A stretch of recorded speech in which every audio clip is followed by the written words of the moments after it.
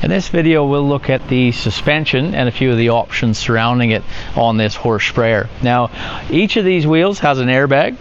We control the air pressure with ride height valves that are on each one to ensure that we get that proper ride. We've got shock absorbers as well as dampeners on each of those wheels as well. We've got 2 or 4 cab airbag suspension depending on the model that we get, but it ensures that the rider or the operator is getting a very comfortable ride during that spraying operation. The seats also air ride, so extremely high on comfort. If we want to minimize crop damage, you'll see that we've got 4-wheel steer on this machine. Now it's a standard feature on them.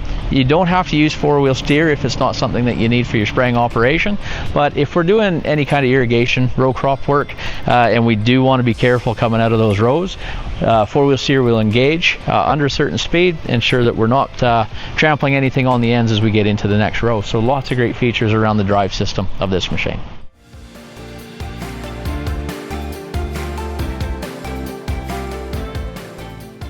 Please get in contact and we'd be happy to show you what this machine can do on your farm.